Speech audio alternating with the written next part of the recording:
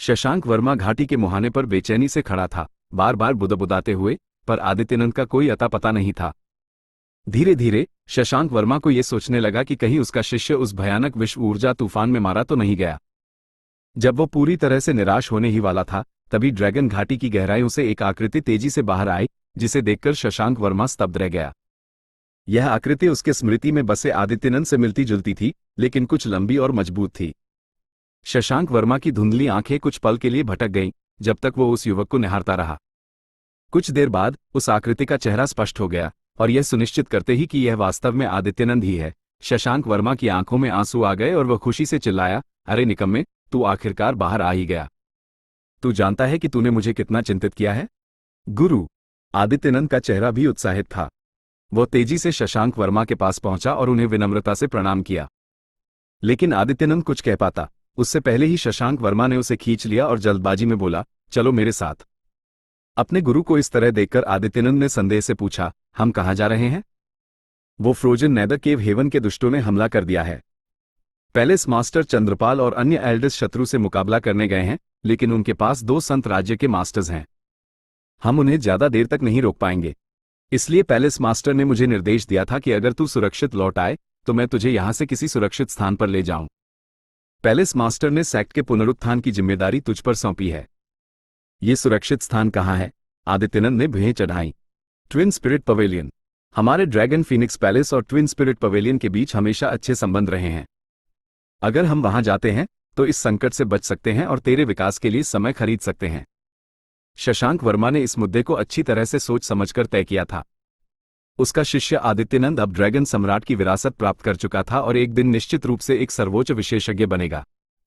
उसे जल्द से जल्द एक योग्य महिला की तलाश करनी थी जो फीनिक्स नेस्ट की विरासत को संभाल सके। अगर वे ये सब ट्विन स्पिरिट पवेलियन को बताते हैं तो वे निश्चित रूप से उन्हें शरण देने को तैयार होंगे। बस इस एहसान को प्राप्त करने के लिए आदित्यनंद को ट्विन स्पिरिट पवेलियन से ही फीनिक्स साम्राज्य की तलाश करने देना कोई बड़ी बात नहीं होगी। किसी भी कीमत पर फीनिक्स साम्राज्य की विरासत फ्रोजन नेदर केव हेवन जैसे दुश्मन के हाथों में नहीं पड़नी चाहिए। मैं नहीं जाऊंगा। आदित्यनंद अचानक शशांक वर्मा की पकड़ से छूट गया और दृढ़ता से खड़ा हो गया। शशांक वर्मा ने पीछे मुड़कर उसे देखा और चिंतित होकर चिल्लाया, अरे निकम्मे, इस समय गुरु की बात नहीं मान रहा है? क्या तू इस बूढ़े को मार डालना चाहता है? आदित्यनंद ने ठंडी हंसी हंसी और कहा, जब सेक्ट मृत्यु के संकट से गुजर रहा है तो मैं भाग कैसे सकता हूं? जब फ्रोजन नेदर केव हेवन हमारे क्षेत्र में घुसने की हिम्मत करता है तो उन्हें इसकी सही कीमत चुकानी होगी। शशांक वर्मा अचानक कुछ देर के लिए स्तब्ध रह गया, अपने शिष्य को घूरते हुए, स्थिति को समझ नहीं पा रहा था। हालांकि उसके शिष्य ने ड्रैगन सम्राट की विरासत प्राप्त कर ली थी, लेकिन फिर भी यह उसके वर्तमान आत्मविश्वास की व्याख्या नहीं करता था। वह वास्तव में दावा कर रहा था कि वह फ्रोजन नेदर केव हेवन को उनके कार्यों की कीमत चुकाने के लिए मजबूर करेगा। उसके पास ऐसी बड़ी बड़ी बातें करने का क्या आधार था? अपनी दिव्य इंद्रियों को जारी करते हुए शशांक वर्मा ने आदित्यनंद को ध्यान से जांचा, लेकिन जब उसने अपने शिष्य की वर्तमान साधना को पहचाना तो उसकी आंखें लगभग बाहर निकल आईं और वह बोलने में असमर्थ हो गया। तुम हमें कीमत चुकाने के लिए कह रहे हो? हाँ, लड़के, तुम सच में बहुत अहंकारी हो। अचानक पास से एक हंसी की आवाज आई। इस मजाकिया आवाज के साथ कई आकृतियां भूतों की तरह प्रकट हुईं, जिनमें से हर एक ने लंबे, शुद्ध सफेद वस्त्र पहने हुए थे। आदित्यनंद का चेहरा बदल गया और वह सहज रूप से शशांक वर्मा की ओर कूद गया। शशांक वर्मा का चेहरा भी गंभीर हो गया और वह अपने शिष्य को बचाने के लिए आगे बढ़ा। इन नवागंतुकों पर ठंडी नजर डालते हुए धीरे से बुदबुदाया, फ्रोजन नेदर केव हेवन के कुत्ते। जो लोग प्रकट हुए थे वे फ्रोजन नेदर केव हेवन के साधक थे। कुल मिलाकर 5 थे और सभी पालौकिक स्तर के थे।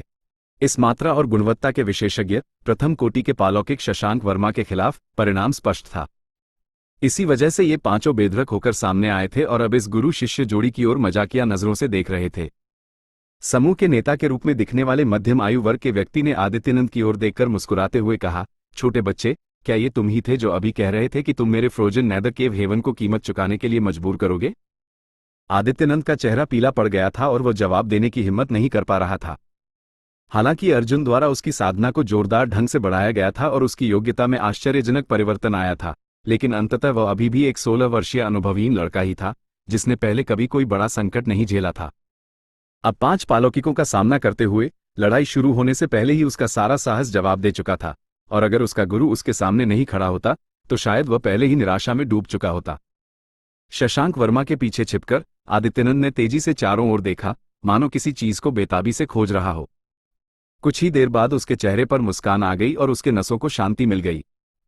मध्यम आयु वर्ग के व्यक्ति द्वारा एक बार उन्हें चिढ़ाने के बाद उसने शशांक वर्मा या आदित्यनंद पर कोई ध्यान नहीं दिया। इसके बजाय वह और अन्य 4 लोग ड्रैगन घाटी की दिशा में देखने लगे, सोचते हुए स्वर्गीय अभिव्यक्ति वहीं से हुई थी, है ना?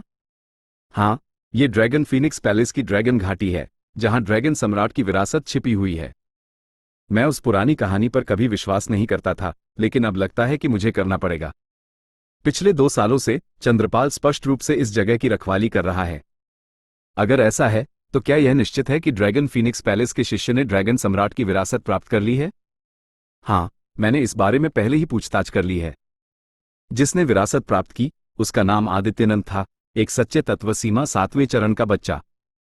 तब तो उस लड़के का भाग्य बहुत अच्छा है। चलो अंदर चलते हैं, देखते हैं कि उसे पकड़ने वाला पहले कौन होता है। 5 पालौकिकों ने शशांक वर्मा और आदित्यनंद की ओर कोई ध्यान नहीं दिया, मानो वे वहां थे ही नहीं। शशांक वर्मा अभी भी कुछ पल पहले तक चिंतित था, जब उसने इस समूह की बातचीत सुनी और महसूस किया कि अभी भी उसके और उसके शिष्य के भागने का मौका है। ये 5 ऐसे लग रहे थे जैसे उन्हें ये पता नहीं था कि उनके सामने खड़ा युवक वास्तव में वही आदित्यनंद था जिसे वे ढूंढ रहे थे। उनमें से किसी ने भी आदित्यनंद को पहले कभी नहीं देखा था, और आदित्यनंद की साधना में परिवर्तन बहुत नाटकीय रहा था, इसलिए ये 5 आदित्यनंद को उस व्यक्ति से जोड़ नहीं पा रहे थे जिसे वे ढूंढ रहे थे, ये समझ में आता था। महाशय, शशांक वर्मा ने झिझकते हुए कहा, अगर आप अंदर जाना चाहते हैं तो ये बूढ़ा आपका रास्ता नहीं रोकेगा, लेकिन क्या आप हमें पहले जाने देंगे? तुम जाना चाहते हो? मध्यम आयु वर्ग के नेता ने शशांक वर्मा की ओर देखा और हंसते हुए सिर हिलाया। ठीक है, पहले इस छोटे बच्चे को अपनी जीभ काटने दो। हमारे फ्रोजन नेदर केव हेवन को कीमत चुकाने की हिम्मत करना, जितनी देर तक उसकी जीभ रहेगी उतनी ही परेशानी खड़ी करेगी। उसे अभी हटा देना चाहिए ताकि बाद में आफत न आए। शशांक वर्मा का चेहरा बदल गया, लेकिन फिर भी वह एक बदसूरत मुस्कान निचोड़ने में कामयाब रहा। मेरा शिष्य सिर्फ युवा और अनजान है, इसलिए ये बूढ़ा उसके साथ है। मुझे आशा है कि महाशय दयालुता दिखाते हुए इस घटना को नजरअंदाज कर देंगे। हाँ हाँ हाँ हाँ, फ्रोजन नेदर केव हेवन के 5 साधकों ने मजाकिया ढंग से हंसते हुए कहा, इस पूरी स्थिति को कुछ हद तक मनोरंजक पा रहे थे। मध्यम आयु वर्ग के नेता ने जल्द ही मुस्कुराते हुए कहा, हम उसे छोड़ भी सकते हैं। युवा लोग अनिवार्य रूप से मूर्खतापूर्ण गलतियां करते हैं और हम कमजोरों को धमकाने का आरोप नहीं लगवाना चाहते। हाँ, चूंकि वो तुम्हारा शिष्य है, तुम्हें उसकी सजा अपने ऊपर लेनी होगी। घुटने टेककर कुछ बार सिर झुकाओ और फिर चिल्लाकर कहो कि तुम्हारे ड्रैगन फीनिक्स पैलेस के लोग सुअरों और कुत्तों से भी बदतर हैं, तो हम उसे जाने देंगे। क्या तुम्हें यह मंजूर है? ऐसा कहते हुए मध्यम आयु वर्ग के नेता ने शशांक वर्मा की ओर धमकी भरी मुस्कान बिखेरी। शशांक वर्मा का चेहरा तुरंत जम गया। हालांकि वह बूढ़ा था, लेकिन फिर भी वह एक ऐसा व्यक्ति था जो पालौकिक राज्य तक पहुंच चुका था। उसकी अपनी गरिमा और दृढ़ निश्चय था। यह मध्यम आयु वर्ग का व्यक्ति उनका इस तरह अपमान कर रहा था। शशांक वर्मा कैसे क्रोधित नहीं होता? लेकिन पैलेस मास्टर चंद्रपाल द्वारा सौंपे गए महान कार्य को याद करते हुए शशांक वर्मा ने अपने क्रोध को दबा लिया और मध्यम आयु वर्ग के व्यक्ति के अपमानजनक टकटकी के नीचे धीरे धीरे घुटने टेकने लगा। ये देखकर मध्यम आयु वर्ग के व्यक्ति की आंखों में एक धूर्त चमक आ गई और वो मुस्कुरा दिया। गुरु, आदित्यनंद ने अचानक शशांक वर्मा को सहारा देने के लिए हाथ बढ़ाया। उसका नाजुक चेहरा अब एक भयानक ठंडक से भर गया था। पहले का डर और भय मानो हवा में घुल गया था और उसकी जगह गहरी हत्या की भावना ने ले ली थी। अरे निकम्मे! शशांक वर्मा ने उसे संदेह से देखा। आदित्यनंद ने बस धीरे से सिर हिलाया, फिर आगे बढ़कर शशांक वर्मा के पार हो गया और सामने वाले 5 लोगों के सामने पहुंच गया। तुम लोग आदित्यनंद को ढूंढने आए हो, है ना? तुम बहुत बकवास करते हो, लड़के, मध्यम आयु वर्ग के व्यक्ति ने नाखुशी से बड़बड़ाया। तुम्हें घाटी में जाने की जरूरत नहीं है जिसे तुम ढूंढ रहे हो। मैं ही आदित्यनंद हूं। मध्यम आयु वर्ग के व्यक्ति ने आदित्यनंद के बयान पर आश्चर्य से देखा। कुछ पल के लिए विश्वास नहीं कर पा रहा था कि वह क्या सुन रहा है। अन्य 4 पालौकिक भी उससे बेहतर नहीं थे। मेरे शब्दों पर संदेह करने की कोई जरूरत नहीं है, आदित्यनंद ने ठंडे अंदाज में कहा। जब मैं अंदर गया था तब मैं वास्तव में सिर्फ एक सच्चे तत्वसीमा 7वें चरण का साधक था, लेकिन वह 2 साल पहले की बात थी। 2 साल में एक पूरा महान राज्य पार कर लिया? मध्यम आयु वर्ग के व्यक्ति ने आश्चर्य से पूछा। आदित्यनंद अब अमर आरोहण सीमा 7वें चरण का साधक था। सच्चे तत्वसीमा 7वें चरण की तुलना में ये वास्तव में एक पूरे महान राज्य का अंतर था, और इसी बड़े अंतर की वजह से जब ये 5 यहां आए थे तो उनमें से किसी ने भी नहीं सोचा था कि यह लड़का आदित्यनंद हो सकता है। उनमें से एक व्यक्ति की आंखें चमक उठी। क्या यही वह तथाकथित ड्रैगन सम्राट की विरासत की शक्ति है? अगर तुम ऐसा सोचना चाहते हो तो कर सकते हो, आदित्यनंद ने ठंडे अंदाज में कहा। उसका चेहरा पूरी तरह से शांत था, इन 5 पालौकिक राज्य के मास्टर्स का सामना करते हुए बिना किसी डर के, बिल्कुल पल भर पहले के विपरीत। आदित्यनंद के शब्दों को सुनकर और समझकर फ्रोजन नेदर केव हेवन के 5 लोग अचानक उसकी ओर उत्साह से देखने लगे। एक साधक जिसने सिर्फ 2 साल के समय में सच्चे तत्व सीमा 7वें चरण से अमर आरोहण सीमा 7वें चरण तक की यात्रा की, यह एक चमत्कार से कम नहीं था। तुरंत इन 5 ने महसूस किया कि छिपी हुई ड्रैगन सम्राट की विरासत वास्तव में कितनी शक्तिशाली थी। वे सभी लालची नजरों से आदित्यनंद की ओर देखने लगे। अरे निकम्मे! शशांक वर्मा इतना क्रोधित हुआ कि उसके मुंह से खून निकल आया। इन 5 की आंखें होते हुए भी वे देख नहीं पाए। उनमें से कोई भी आदित्यनंद की वास्तविक पहचान को नहीं पहचान पाया, जिसने उन दोनों के भागने का एक अवसर पैदा कर दिया था। जब तक वह आदित्यनंद को सुरक्षित रख सकता था, शशांक वर्मा किसी भी तरह का अपमान सहने को तैयार था, लेकिन उसके इस मूर्ख शिष्य ने खुद को ही उजागर कर दिया था। यह आग में कूदने से कम नहीं था। शशांक वर्मा वास्तव में जानना चाहता था कि उसके शिष्य के दिमाग में अभी क्या चल रहा था। पहले वो इतना मूर्ख नहीं था। हालांकि आदित्यनंद की योग्यता किसी भी मापदंड पर अच्छी नहीं थी, लेकिन फिर भी वह कम से कम संतुलित था। कोई प्रतिभाशाली तो नहीं, लेकिन मूर्ख भी नहीं। क्या ड्रैगन घाटी में प्रवेश करने के बाद कुछ ऐसा हुआ जिसने उसके स्वभाव को पूरी तरह से बदल दिया? शशांक वर्मा चाहता था कि वह अपने शिष्य को थप्पड़ मारकर बेहोश कर दे ताकि वह चुप हो जाए। गुरु, कोई बात नहीं, आदित्यनंद ने हल्के से मुस्कुराते हुए कहा, अपने गुरु की ओर सिर हिलाते हुए। उसके चेहरे पर आत्मविश्वास भरा था।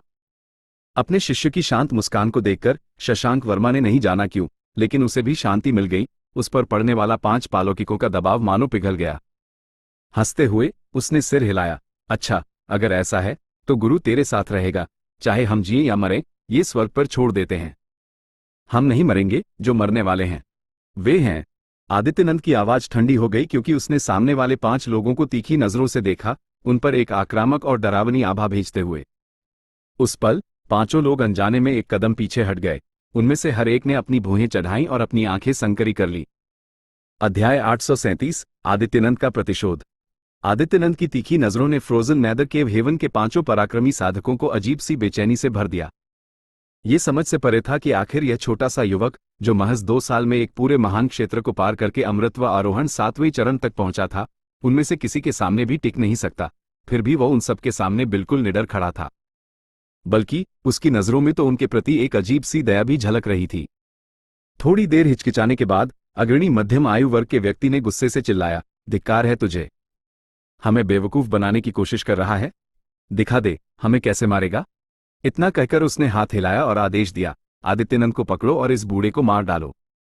उसके पीछे खड़े 4 पराक्रमी तुरंत कार्रवाई में आ गए।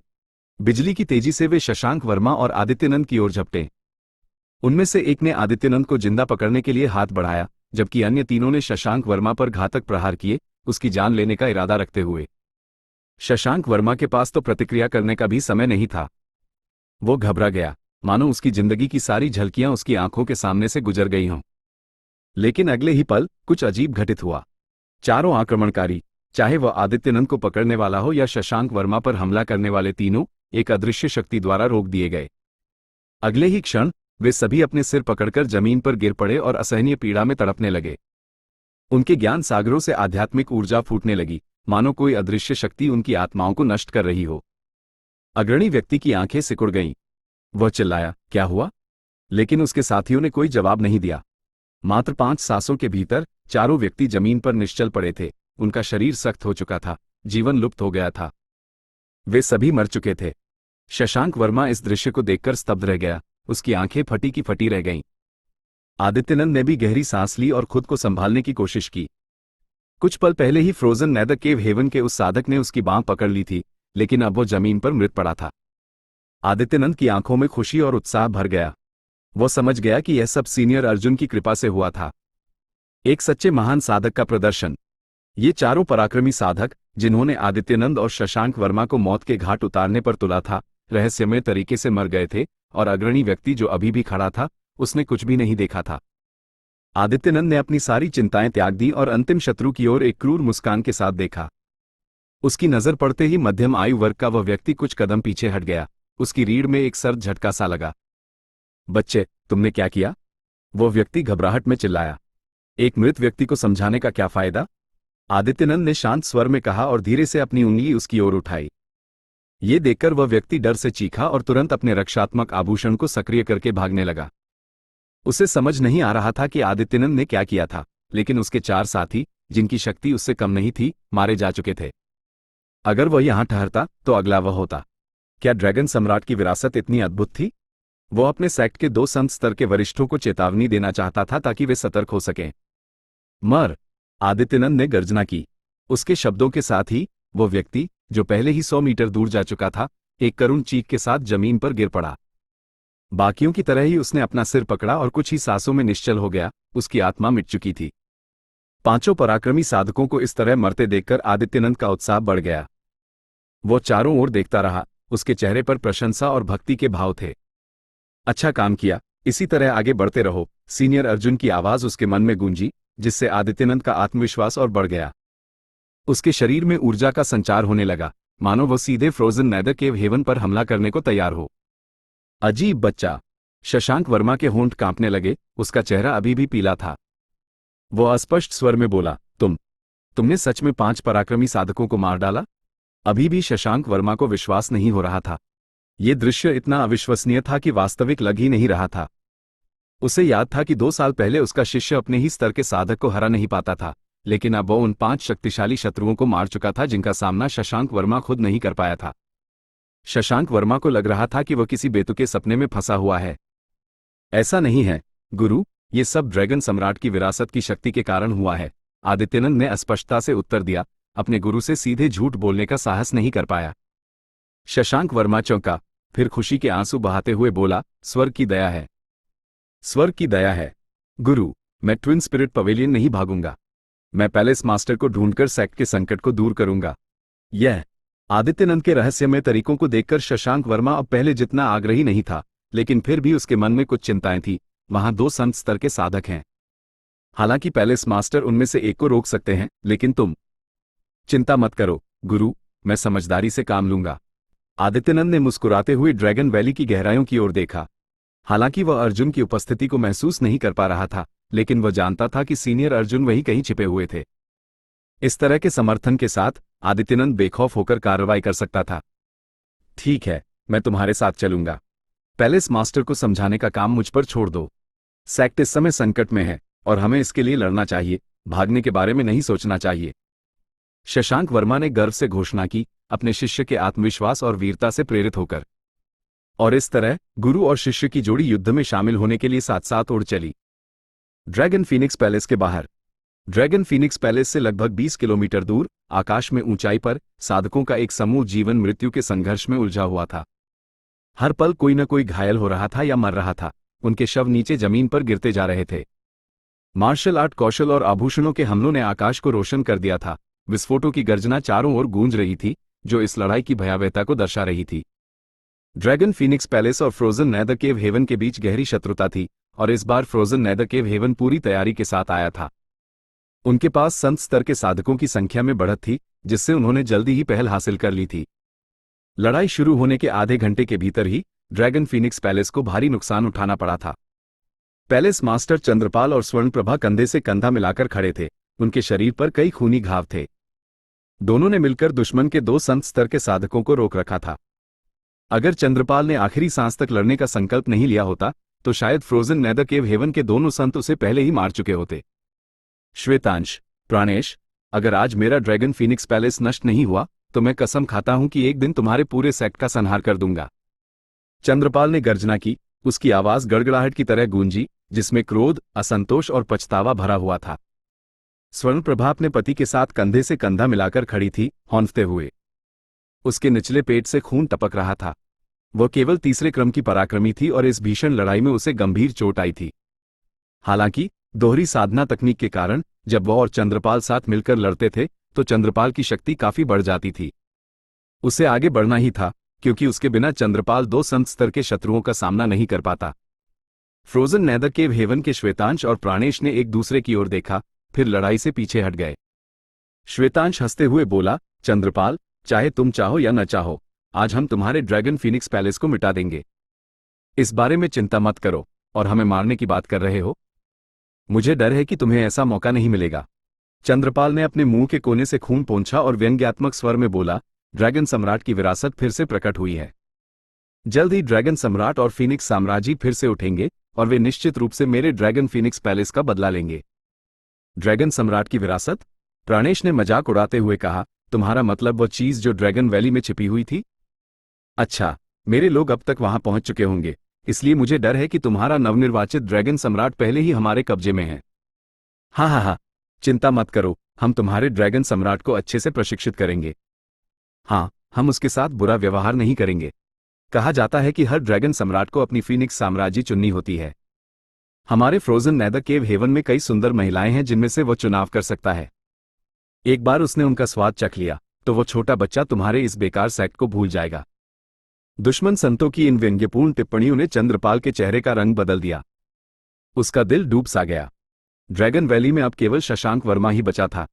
शशांक वर्मा की शक्ति इतनी नहीं थी कि वह कई साधकों का सामना कर सके। अगर आदित्यनंद सच में पकड़ा गया तो ड्रैगन फीनिक्स पैलेस के पास फिर से उठने का कोई मौका नहीं बचेगा। धिक्कार है, चंद्रपाल ने दांत पीसते हुए कहा। प्राणेश की आंखों में चमक आई और उसने चंद्रपाल के बगल में खड़ी स्वर्ण प्रभा पर एक आध्यात्मिक ऊर्जा का प्रहार किया। दुश्मन के शब्दों से विचलित होकर चंद्रपाल को प्रतिक्रिया करने का मौका नहीं मिला। जब तक उसने होश संभाला, स्वर्णप्रभा घायल हो चुकी थी। एक दर्दनाक चीख के साथ स्वर्णप्रभा कई दर्जन मीटर पीछे जा गिरी, मानो किसी अदृश्य शक्ति ने उसे जोरदार झटका दिया हो।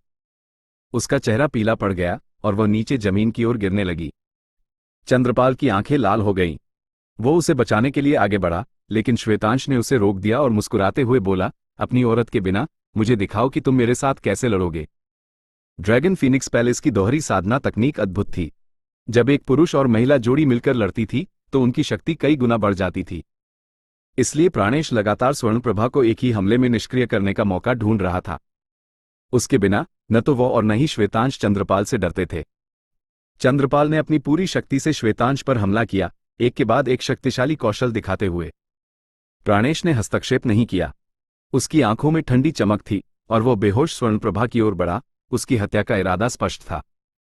दूर हो जाओ, चंद्रपाल ने गुस्से में चिल्लाया, अपने हाथ में पंखे जैसे आभूषण को घुमाते हुए हवा के हजारों ब्लेड छोड़े, जिनमें से हर एक किसी तलवार जितना तेज था। चंद्रपाल, सब खत्म हो चुका है। बेकार का प्रतिरोध मत करो, बस वहीं खड़े होकर देखो कि तुम्हारी प्यारी औरत कैसे मरती है। चिंता मत करो, हम तुम्हें भी उसके साथ दफना देंगे। श्वेतांश ने अपने कॉलरॉन आभूषण को सक्रिय किया और एक शक्तिशाली झटका भेजकर हवा के ब्लेड्स को रोक दिया। अगले ही पल प्राणेश बेहोश स्वर्णप्रभा के पास पहुंचा, मुस्कुराया और निर्दयता से उस पर प्रहार किया। तभी कहीं से एक चांदी के पत्ते के आकार का आभूषण उड़कर आया, चमकता हुआ फैला और स्वर्णप्रभा को ढक लिया। प्राणेश की हथेली का प्रहार उस चांदी के पत्ते पर पड़ा, लेकिन उसकी सारी शक्ति एक अथाह सागर में समा गई, मानो उसने किसी ठोस वस्तु को छुआ ही न हो। वहीं चांदी के पत्ते ने एक चमकदार फ्लैश छोड़ा और प्राणेश का सारा हमला वापस उसी पर लौट आया, जिससे वह दर्दनाक तरीके से पीछे की ओर उछल गया। चांदी का पत्ता, जिसने स्वर्णप्रभा को ढक लिया था, ड्रैगन फीनिक्स पैलेस की ओर उड़ गया और एक पल में गायब हो गया। ये देखकर चंद्रपाल ने राहत की सांस ली, उसकी सारी चिंताएं दूर हो गईं। हालांकि उसका माथा थोड़ा सिकुड़ गया। वो सोच रहा था कि आखिर वो कौन सा शक्तिशाली साधक था जिसने उसकी पत्नी को बचाया था। अध्याय 838। चंद्रपाल ने अपनी दिव्य इंद्रियों से आसपास के क्षेत्र को छान मारा, लेकिन उसे कोई अन्य संत राज्य का मास्टर नहीं मिला, जिससे वह हैरान रह गया।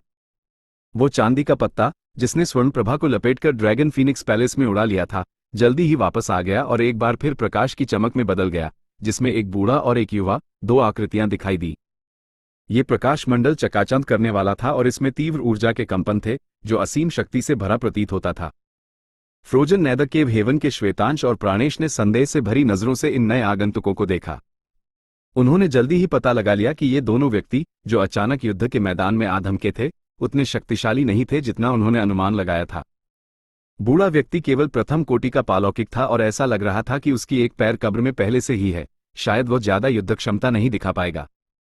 दूसरी ओर युवा व्यक्ति में जीवन की प्रचंड ऊर्जा थी, लेकिन वह केवल अमृतत्व प्राप्ति सीमा के 7वें चरण का एक युवक था, जो बूढ़े व्यक्ति से भी कमजोर था। सामान्यतः श्वेतांश और प्राणेश इन दोनों पर दूसरी नजर तक नहीं डालते, लेकिन उनके चारों ओर का ये तीव्र प्रकाश मंडल ऐसा नहीं था जिसे वे अनदेखा कर सके। आखिरकार यह मंडल एक दिव्य शस्त्र द्वारा बनाया गया था, जिसने अभी अभी स्वर्णप्रभा को बचाया था। प्राणेश, जिसने इस शस्त्र के साथ संपर्क किया था, उसकी शक्ति से अच्छी तरह वाकिफ था। कम से कम यह एक संत श्रेणी का मध्यम स्तरीय दिव्य शस्त्र था। यह एक ऐसा खजाना था जिसके लिए प्राणेश भी लाल टपकाता। फ्रोजन नेदर केव हेवन में केवल 2 संत श्रेणी के दिव्य शस्त्र थे और दोनों ही निम्न स्तर के थे। श्वेतांश और प्राणेश ने एक महान गुरु द्वारा उन्हें तैयार करने के लिए एक अविश्वसनीय कीमत चुकाई थी।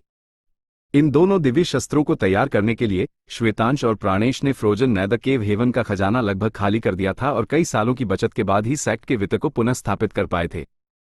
इस बूढ़े और युवा जोड़ी की पृष्ठभूमि क्या थी? इतने कमजोर स्तर की साधना के साथ वे वास्तव में इतने शक्तिशाली दिव्य शस्त्रों का उपयोग कर रहे थे? जब श्वेतांश और प्राणेश दोनों विचारों में खोए हुए थे, चंद्रपाल की आंखें सिकुड़ गईं और उसने अनायास ही चिल्ला दिया, आदित्यनंद। एक नजर में उसने उस युवा लड़के को पहचान लिया जो 2 साल पहले ड्रैगन वैली में प्रवेश किया था, जबकि उसके बगल में खड़ा बूढ़ा व्यक्ति कोई और नहीं बल्कि शशांक वर्मा था, जो ड्रैगन वैली के प्रवेश द्वार की रखवाली करता था। लेकिन ये गुरु शिष्य जोड़ी ड्रैगन वैली से बाहर क्यों आई थी और इस अस्त व्यस्त युद्ध के मैदान में क्यों आ धमकी थी? चंद्रपाल अत्यधिक चिंतित था, स्वर्णप्रभा की चोट के बारे में चिंतित और आदित्यनंद के बारे में भी, जो अचानक एक शक्तिशाली दुश्मन के सामने प्रकट हो गया था। इन चिंताओं के कारण चंद्रपाल की गतिविधियां कुछ सुस्त हो गईं और उसे श्वेतांश से एक प्रहार झेलना पड़ा, जिससे वह कुछ हद तक दबाव में आ गया। आदित्यनंद। प्राणेश की छोटी छोटी आंखें उसके सामने खड़े लड़के को देखती हुई बोली, मैंने सुना था कि ड्रैगन वैली में प्रवेश करने वाले लड़के का यही नाम था। छोटे बच्चे, क्या तुम वही व्यक्ति हो? हाँ तो क्या हुआ, बूढ़े कुत्ते? आदित्यनंद ने निडर होकर जवाब दिया, न केवल अपनी पहचान स्वीकार की बल्कि प्राणेश का अपमान भी किया। प्राणेश गुस्सा नहीं हुआ बल्कि जोर से हंस पड़ा, हाँ, तुम सच में अपने पैरों पर खुद को ढूंढते हुए लोहे के जूते पहनते हो। इस बूढ़े को चिंता थी कि वे लोग तुम्हें नहीं ढूंढ पाएंगे, लेकिन अप्रत्याशित रूप से तुम खुद मेरे पास आ गए हो। बहुत अच्छा, बहुत अच्छा। क्या तुम उन 5 पालौकिकों की बात कर रहे हो जिन्हें तुमने ड्रैगन वैली में भेजा था? आदित्यनंद ने व्यंग्य किया, तुम्हें उनके बारे में कैसे पता? प्राणेश की आंखें सनकरी हो गईं और उसे अचानक लगा कि इस स्थिति में कुछ गड़बड़ है। उसके जैसे मास्टर का सामना करते हुए ये युवक बहुत ही शांत था, बल्कि उसके बगल में खड़ा बूढ़ा प्रथम कोटि का पालौकिक प्राणेश की आंखों में देखने तक का साहस नहीं जुटा पा रहा था, मानो बहुत दबाव में हो। बेशक मुझे उनके बारे में पता है, आदित्यनंद ने अर्थपूर्ण ढंग से मुस्कुराते हुए कहा, क्योंकि वे मर चुके हैं। मेरे हाथों मर चुके हैं? तेरे हाथों मर चुके हैं? प्राणेश एक पल के लिए अवाक रह गया, फिर मुस्कुराया और धीरे धीरे अपना सिर हिलाते हुए बोला, बच्चे, क्या तुम्हें लगता है कि यह बूढ़ा तेरी बकवास पर विश्वास करेगा? दिखावा करने से पहले तुम्हें पहले अपने वजन पर विचार करना चाहिए। 5 पालौकिक, जिनमें से कोई भी कमजोर नहीं था, एक मामूली अमरत्व प्राप्ति सीमा के 7वें चरण के बच्चे द्वारा मारे गए। हालांकि उसकी रक्षा करने वाला दिव्य शस्त्र सामान्य नहीं था, प्राणेश को विश्वास नहीं था कि आदित्यनंद में इतनी बड़ी क्षमता थी। जो मानना चाहो मानो, लेकिन अगला मरने वाला तुम होगा, आदित्यनंद ने ठंडे स्वर में कहा। बच्चे। प्राणेश मूर्खतापूर्ण ढंग से हंसा और उपहास भरे स्वर में बोला, तुम्हें इस बूढ़े को गुस्सा नहीं दिलाना चाहिए। मुझे गुस्सा दिलाने से तुम्हें कोई फायदा नहीं होगा। हालांकि यह बूढ़ा तुम्हें नहीं मारेगा, लेकिन तुम्हें थोड़ा कष्ट देना कोई समस्या नहीं है। अब आज्ञाकारी होकर आत्मसमर्पण कर दो ताकि इस बूढ़े को असभ्य होने की जरूरत न पड़े। चंद्रपाल, जो अभी भी श्वेतांश से लड़ रहा था, ने स्पष्ट रूप से इस बातचीत को सुना और गुस्से में खून की उल्टी करते हुए चिल्लाया, शशांक वर्मा, तुम बूढ़े मूर्ख! तुम आदित्यनंद को यहां आने की अनुमति कैसे दे सकते हो? अब भी पूरी ताकत लगाने पर चंद्रपाल मुश्किल से श्वेतांश को रोक पा रहा था, जबकि प्राणेश मूल रूप से बिना किसी रोक टोक के घूम सकता था। अब जब आदित्यनंद यहां आ गया था, क्या इस संघर्ष का नतीजा पहले से ही तय नहीं हो गया था? आदित्यनंद ड्रैगन फीनिक्स पैलेस की अंतिम आशा था। शशांक वर्मा वास्तव में बहुत अज्ञानी था। महल के स्वामी, चिंता करने की कोई आवश्यकता नहीं है। शशांक वर्मा जवाब देने की हिम्मत नहीं जुटा पाया, लेकिन आदित्यनंद ने स्पष्ट रूप से चिल्लाकर कहा, आज चूंकि शिष्य यहां आने का साहस करता है, उसे अपनी प्रतिरोध करने की क्षमता पर पूरा विश्वास है। चूंकि फ्रोजन नेदर केव हेवन ने हमारे ड्रैगन फीनिक्स पैलेस पर आक्रमण करने का साहस किया है, उन्हें खून की कीमत चुकानी होगी ताकि वे एक बार और समझ जाएं कि हमसे छेड़छाड़ नहीं की जा सकती। ऐसा कहते हुए उसने प्राणेश की ओर एक तीखी नजर डाली और घोषणा की, बूढ़े कुत्ते, तुम पहले हो। आदित्यनंद युवा और उत्साही था, अर्जुन के शब्दों पर पूरा विश्वास करता था, इसलिए जब उसने अभी अभी बोला था तो उसने ऐसा जोर से और बिना किसी हिचकिचाहट के किया था। युवा के शब्दों के बाद सभी साधक जो लड़ रहे थे रुक गए और उसकी ओर ध्यान केंद्रित किया। एक पल बाद फ्रोजन नेदर केव हेवन के मास्टर जोर से हंस पड़े और उपहास और मजाक भरे शब्द चिल्लाने लगे, जबकि ड्रैगन फीनिक्स पैलेस वाले शर्म से अपनी आंखें नीची कर ली। उन सभी को लगा कि यह युवक जो अचानक कहीं से प्रकट हो गया था, बस आकाश और पृथ्वी की विशालता से अनजान था। प्राणेश भी बहुत मनोरंजित हुआ, अपनी बाहों को अपने सामने पार करते हुए और आत्मा महिमा का भाव दिखाते हुए बोला, बच्चे, मैं देखना चाहूंगा कि तुम मुझे कीमत चुकाने के लिए कैसे मजबूर करोगे। ये बूढ़ा यहां खड़ा रहेगा और हिलेगा नहीं, तो मुझे दिखाओ कि तुम्हारे पास क्या है। ही, उन 5 पालौकिकों ने भी कुछ ऐसा ही कहा था, वह तब तक जब तक वे मर नहीं गए। आदित्यनंद हंसा।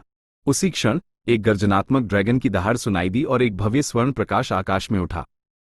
संत राज्य से नीचे के हर साधु की आंखें एक पल के लिए अंधी हो गईं। साथ ही एक इतना अत्यधिक दबाव भीड़ पर छा गया कि कई लोगों को सांस लेने में भी कठिनाई होने लगी, मानो वे जरा सा भी हिलेंगे तो तुरंत और निर्दयतापूर्वक मार दिए जाएंगे। यहां तक कि प्राणेश, जो अभी अभी आदित्यनंद का सामना शांत और आराम से कर रहा था, तुरंत सतर्क हो गया। चकाचौंध करने वाले स्वर्ण प्रकाश के बीच से उसने एक विशाल वस्तु को अपनी ओर आते हुए महसूस किया। हिचकिचाए बिना प्राणेश ने जल्दी से अपनी रक्षा के लिए शक्ति एकत्र की और साथ ही एक आत्मा श्रेणी के मध्यम स्तरीय रक्षात्मक दिव्य शस्त्र को बाहर निकाला। अगर वह इतना आगे नहीं बढ़ता तो उसे डर था कि जो कुछ भी आ रहा था उसके द्वारा वह तुरंत मारा जाएगा। होंग। अंतरिक्ष स्वयं ही ध्वस्त होता हुआ प्रतीत हुआ जब एक हिंसक ऊर्जा का प्रस्फोट हुआ, जिससे एक शक्तिशाली सदमे की लहर निकली जिसने आसपास के बादलों को उड़ा दिया और पास के पेड़ों को गिरा दिया। प्राणेश ने अपने फेफड़ों की सारी हवा खांसी के बाहर निकाल दी जब वह एक कागज की पतंग की तरह उड़ गया। उस पल में उसे लगा जैसे किसी विशाल अजेय शक्ति ने उसे प्रहार किया हो, जिसने उसके द्वारा इकट्ठी की गई कमजोर शक्ति को कुचल दिया हो। संतुलन पुनः प्राप्त करते हुए प्राणेश ने एक जोरदार दरार की आवाज सुनी और नीचे देखा तो उसका आत्मा श्रेणी का मध्यम स्तरीय दिव्य शस्त्र आधा टूट चुका था और सारी कार्यक्षमता खो चुका था। इसे फिर से उपयोग करने से पहले व्यापक मरम्मत की आवश्यकता होगी। उसे किस चीज ने मारा था? जो कुछ भी था, उसने एक ही प्रहार में उसके आत्मा श्रेणी के मध्यम स्तरीय रक्षात्मक दिव्य शस्त्र को नष्ट कर दिया था। स्वर्ण प्रकाश धीरे धीरे कम होने लगा और प्राणेश ने अंततः देखा कि उस पर हमला किसने किया था। उसकी आंखें सिकुड़ गईं जब उसने सामने के दृश्य को अवाक होकर देखा। वहां मध्य हवा में 100 मीटर लंबा स्वर्ण ड्रैगन लटका हुआ था, जो प्राणेश को नीचे देख रहा था। उसकी विशाल आंखों में तिरस्कार और अवहेलना भरी हुई थी और उसकी नजरों के नीचे प्राणेश अपने आप में विनम्रता और हीनता की गहरी भावना महसूस नहीं कर पा रहा था। स्वर्ण ड्रैगन चिकना और फुर्तीला दिख रहा था और चमकदार स्वर्ण पंखुड़ियों की एक परत से ढका हुआ था। ये पंखुड़ियां अभेद्य प्रतीत होती थी, मानो कोई भी हमला उन्हें नुकसान नहीं पहुंचा सकता। इसके ड्रैगन पंजे भी अत्यंत तेज दिखाई दे रहे थे और एक ठंडी, हत्यारी मंशा का संकेत दे रहे थे, जिससे लोगों को संदेह नहीं था कि वे उच्चतम स्तर के दिव्य शस्त्रों से भी कम नहीं थे। एक ऊर्जा प्रक्षेपण? प्राणेश ने भुएं चढ़ाईं, लेकिन जल्दी ही अपने अनुमान को नकार दिया। उसके सामने का स्वर्ण ड्रैगन बहुत ठोस और वास्तविक था। यह केवल सच्ची क्यूई का एक समूह नहीं हो सकता था। दूसरे शब्दों में, जो उसके सामने खड़ा था वह एक वास्तविक ड्रैगन था। ये राक्षस जाति का एक राजा था, एक पौराणिक अस्तित्व जो 9वें क्रम तक पहुंच सकता था। प्राणेश ने सुना था कि राक्षस जाति के कई महान वरिष्ठ थे, जिनमें से प्रत्येक शिखर 8वें क्रम के राक्षस जीव थे, और उनमें से 1 या 2 वास्तविक ड्रैगन के दूर के वंशज थे जिसने उन्हें इतनी ऊंचाई तक पहुंचने दिया था। राक्षस जाति के लिए वास्तविक ड्रैगन का रक्तवंश सबसे महान वंशावली थी। वे महान वरिष्ठ इस वंशावली के कारण तीसरे क्रम के संतों के समान शक्ति प्राप्त करने में सक्षम थे, और अब एक वास्तविक ड्रैगन प्राणेश के सामने था। यह एक पौराणिक 9वें क्रम का राक्षस सम्राट था, एक ऐसा अस्तित्व जो इस दुनिया के महानतम विशेषज्ञों से कहीं आगे था। स्वर्ण ड्रैगन से निकलती ज्वलंत ऊर्जा को महसूस करते हुए प्राणेश खुद को कांपने से नहीं रोक पाया। प्राणेश मूर्खतापूर्ण ढंग से अपनी जगह पर खड़ा रहा। आदित्यनंद के साथ आया शशांक वर्मा भी अवाक रह गया। उसका पूरा शरीर कांप रहा था जब वह अपनी पुरानी मंद आंखों को पोंछता रहा, मानो ये पुष्टि करने की कोशिश कर रहा हो कि जो वह देख रहा था वो किसी प्रकार का भ्रम तो नहीं था। यहां तक कि आदित्यनंद भी शुद्ध उत्तेजना की मुद्रा में था। उसकी आंखें पूजा से भरी हुई थी, मानो वह इस भव्य प्राणी को प्रणाम करने और श्रद्धांजलि अर्पित करने के लिए बेताब हो। ड्रैगन सम्राट की शक्ति। दूसरी ओर चंद्रपाल ने स्वर्ण ड्रैगन की ओर अनुपस्थित मन से देखते हुए चिल्लाने से खुद को नहीं रोका। उसे विश्वास नहीं हो रहा था कि वह दिन आ गया था जब वह ऐसा दृश्य देख पाएगा। नहीं, वो विश्वास कर पा रहा था कि युवा आदित्यनंद वास्तव में इसे प्राप्त करने में सक्षम था।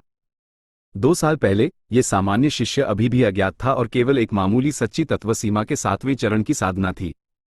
हालांकि उसने ड्रैगन सम्राट की विरासत प्राप्त कर ली थी, चंद्रपाल ने अनुमान लगाया था कि भले ही वो सुरक्षित था, ड्रैगन फीनिक्स पैलेस को उसे वास्तव में परिपक्व होने से पहले दर्जनों सालों तक जोरदार ढंग से विकसित करना होगा। लेकिन अप्रत्याशित रूप से आज आदित्यनंद, जो अभी अभी ड्रैगन वैली से बाहर आया था, एक वास्तविक संत राज्य के मास्टर का सामना करने और ड्रैगन सम्राट की शक्ति को आमंत्रित करने में सक्षम था। चंद्रपाल खुशी के मारे हंस पड़ा। उसे लगा जैसे अब वो मर भी जाए तो कोई बात नहीं, क्योंकि उसने अपने पूर्वजों की सबसे बड़ी इच्छा को अंततः पूरा कर लिया था। श्वेतांश को चंद्रपाल को परेशान करने का कोई मन नहीं था। वह केवल मूर्खतापूर्ण ढंग से विशाल स्वर्ण ड्रैगन की ओर देख सकता था। उसके दिल में आश्चर्य और विस्मय की भावना भर गई थी। सभी साधक जो पहले अपनी जान पर खेलकर लड़ रहे थे, पूरी तरह से रुक गए थे, क्योंकि वे इस संवेदनशील दृश्य को देख रहे थे।